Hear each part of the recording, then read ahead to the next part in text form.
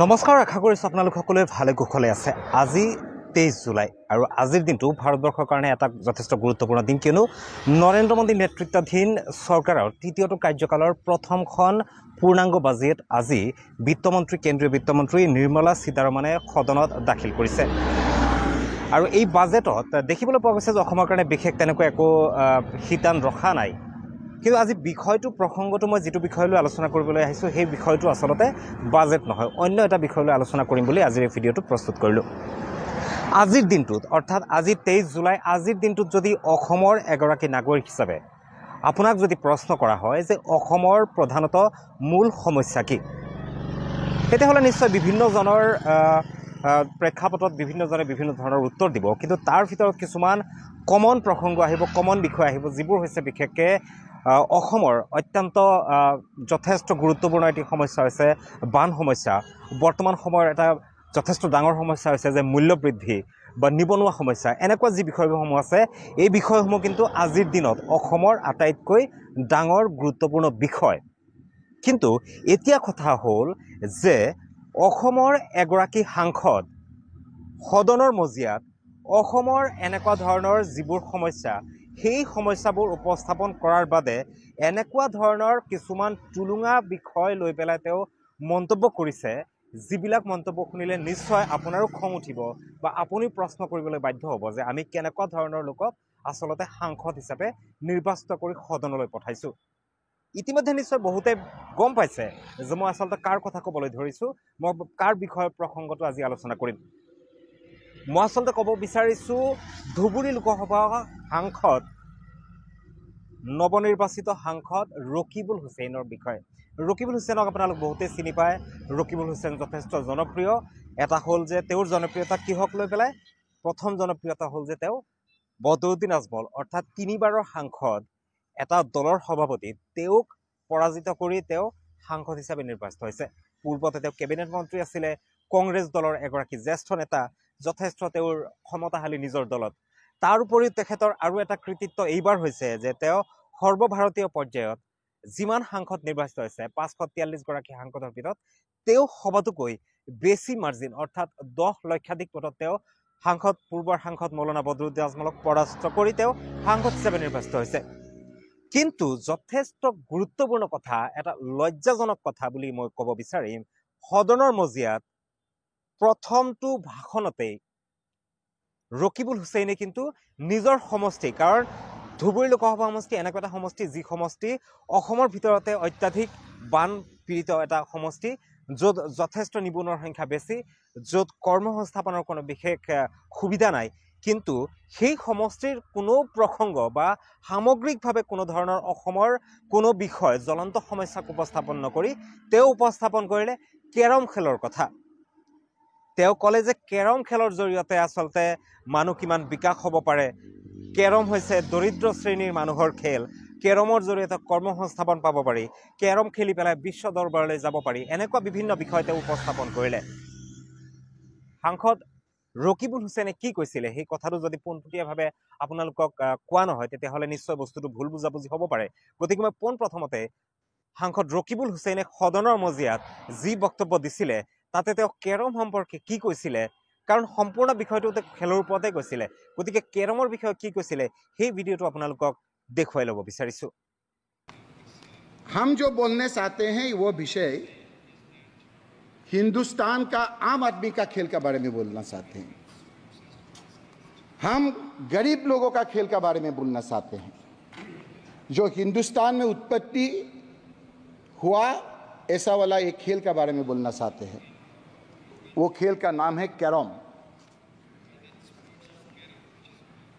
बहुत लोग हंसते हैं कैरम के लिए, लेकिन आज कैरम का चर्चा होने का बाद हम लोग का जो गरीब लड़का है जो गांव में अच्छा करके कैरम खेलता है, वो लोग भी थोड़ा अच्छा करके खेल के घर चलने का एक माहौल बनाने का एक अवसर मिलेगा। क्योंकि हम लोग बहुत नहीं जानते हैं कि कैरम खेलने का बाद नौकरी मिलते हैं। नौकरी कहाँ मिलते हैं? एयर इंडिया में कैरम का खिलाड़ी नौकरी मिलते हैं, कहाँ मिलते हैं? BSNL में मिलते हैं। कहाँ मिलते हैं? कैग में मिलते हैं, DSCB में मिलते हैं, डिपार्टमेंट ऑफ ऑटोमेटिक एनर्जी में मिलते हैं, जॉइंट इरिगेशन में मिलते हैं, LIC SBBP में मिलता है, मेजर पोर्ट्स में मिलते हैं, नाबार्ड स्पोर्ट्स एंड कल्चर में मिलते हैं, PSBP मिलते हैं, रिसर्च बैंक ऑफ इंडिया में मिलते हैं, CCSE भी मिलते हैं, AAI भी मिलते हैं। ये गरीब लड़का लोग लड़के लोग खेलते हैं। और ये भी हम लोग बहुत नहीं जानते, हम जानते हैं कि कैरम खेल के अर्जुन अवार्ड भी मिलते हैं। तमिलनाडु का मरिया इरद्दम, आप जरा चेक कर लीजिए, अर्जुन अवार्ड भी मिलता है। मरिया इरद्दम। इसीलिए हम आपको कहना चाहते हैं, प्रिपेयर जो हुआ वो तो ठीक है, अच्छा ही होगा। Please conclude. Please conclude the speech. Rakibul Hussain, সাংসদ ৰকিবুল হুছেইনৰ বক্তব্য ইতিমধ্যে আপোনালোকে শুনিলে। গতিকে ৰকিবুল হুছেইনৰ যি বক্তব্য, এই বক্তব্যৰ পৰা আচলতে যিটো কথা বুজা গৈছে, আচলতে অসমত কোনো সমস্যাই নাই, অসমত বানপানীৰ সমস্যা নাই, অসমৰ নিবনুৱাৰ সমস্যা নাই, অসমত মূল্যবৃদ্ধিৰ কোনো অসুবিধা হোৱা নাই, বা অসমত আন কোনো অসুবিধাই নাই। অসমত কেৱল সমস্যা হৈছে যে অসমৰ যি নিম্ন মধ্যবিত্তই হওক বা যি গৰীব শ্ৰেণী, দুখীয়া শ্ৰেণীৰ জনসাধাৰণ আছে, বা তেওঁৰ সমষ্টিৰ যিসকল ভোটাৰ আছে, বা তেওঁৰ সমষ্টিৰ যি ভোটাৰসকল আছে বা জনসাধাৰণ আছে, 26 লক্ষাধিক ভোটাৰ আছে, তেওঁলোক কেৰম খেলিব পৰা নাই কাৰণে তেওঁ আচলতে কোনো ধৰণৰ উন্নয়ন কৰিব পৰা নাই। সমগ্ৰ উন্নয়ন, সমগ্ৰ সমস্যা, সমগ্ৰ বিষয় আচলতে ক'বলৈ গ'লে কেৰম খেল খেলিব নোৱাৰাৰ কাৰণে স্থবিৰ হৈ আছে। গতিকে তেওঁৰ বক্তব্যত এই যি বস্তুটো আহিছে সদনৰ মজিয়াত 22 জুলাই তাৰিখে, আজি যিহেতু 23 জুলাই, তেওঁ 22 জুলাই তাৰিখে তেওঁৰ বক্তব্য দিছিলে, আৰু এইটোৱে আছিলে সদনৰ মজিয়াত তেওঁৰ প্ৰথম বক্তব্য।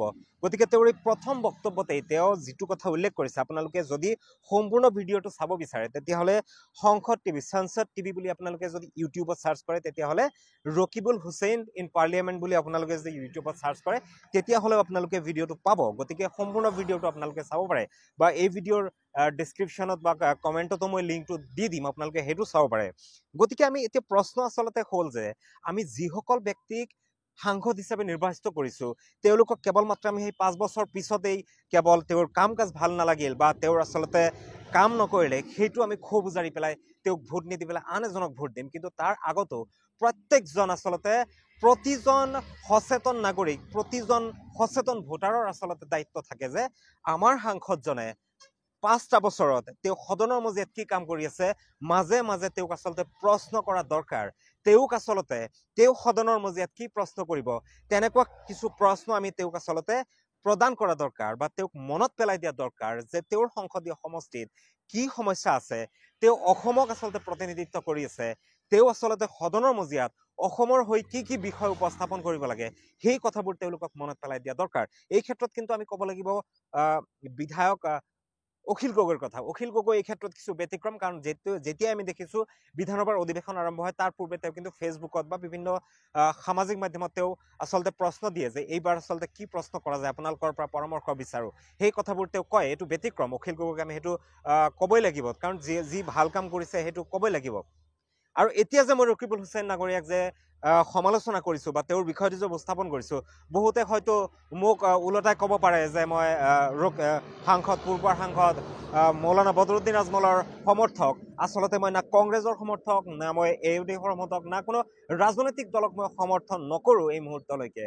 কেৱল মাত্ৰ আদৰ্শগতভাৱে যিবিলাক কথা ক'ব লাগে, অসম আৰু অসমীয়াৰ স্বাৰ্থত, আমাৰ দেশখনৰ স্বাৰ্থত যিবিলাক কথা ক'ব লাগে, এইবোৰ আপোনালোকৰ মাজলৈ লৈ আহোঁ। গতিকে ৰকিবুল হুছেইন এগৰাকী দায়িত্বশীল, এগৰাকী জ্যেষ্ঠ নেতা, তেওঁলোকৰ ওপৰত আচলতে বহুত আস্থা আছে, তেওঁলোকৰ ওপৰত আচলতে বহুতখিনি মানুহে আশা কৰে। গতিকে এনেকুৱা ধৰণৰ যিবিলাক টুলুঙা মন্তব্য বা এনেকুৱা ধৰণৰ যিবিলাক বিষয় তেওঁ আচলতে সদনৰ মজিয়াত উপস্থাপন কৰিছে, তেওঁ কৈছিলে যে তেওঁৰ দলে বোলে তেওঁক এইবোৰ কথা ক'বলৈ কৈছে, দলে তেওঁক দায়িত্ব দিছে, কিন্তু তাৰ মাজতো কিন্তু তেওঁ অসমৰ বান গৰাখহনীয়া, অসমৰ নিবনুৱা সমস্যা, অসমৰ যি জ্বলন্ত বিষয়সমূহ সেই বিষয়মতে উপস্থাপন কৰিব পাৰিলে হয়।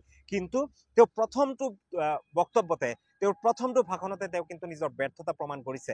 গতিকে অনাগত দিনত জানে ৰকিবুল হুছেইন ডাঙৰীয়াই এনেকুৱা বিষয়বোৰৰ পৰা ফালৰি কাটি কাটি নহয় আঁতৰি আহি যাতে তেওঁ অসমৰ জ্বলন্ত সমস্যা তেওঁ কেৱল মাত্ৰ ধুবুৰী লোকসভা সমষ্টিৰ সাংসদ নহয় তেওঁ অসমৰ এগৰাকী লিডাৰ গতিকে তেওঁ সামগ্ৰিকভাৱে অসমৰ সমস্যাবোৰ উপস্থাপন কৰাৰ প্ৰয়োজনীয়তা আছে বুলি অনুভৱ কৰোঁ গতিকে আমি বিভিন্ন সময়ত ৰকিবুল হুছেইনেই হওক বা প্ৰদ্যুৎ বৰদলৈয়ে হওক বা গৌৰৱ গগৈয়ে হওক বা আন আন দলৰ যি সাংসদসকল আছে সেইসকলৰ প্ৰতি আমি নজৰ ৰখা প্ৰয়োজন আমি সচেতন নাগৰিক সচেতন ভোটাৰ হিচাপে আমি যিহেতু আমাৰ মূল্যৱান ভোটেৰে আমি সাংসদ নিৰ্বাচিত কৰিছোঁ গতিকে আমাৰ সাংসদজনে কি কথা সদনৰ মজিয়াত কৈছে বা তেওঁলোকৰ আচলতে কি ধৰণৰ বিষয় আচলতে উপস্থাপন কৰা দৰকাৰ সেই কথাবোৰ আমি সময়ে সময়ে কৈ থাকিব লাগিব বা আমি সেই কথাবোৰ ধৰিব লাগিব গতিকে আমি সচেতন নাগৰিক হিচাপে সচেতনতাৰ পৰিচয় দিয়া দৰকাৰ আছে গতিকে আমি আমাৰ সাংসদসকলে কি কথা ক'ব সেইবিলাকো আমি নজৰ ৰখা দৰকাৰ গতিকে ৰকিবুল হুছেইনলৈ বিশেষভাৱে আহ্বান জনাম অনুৰোধ জনাম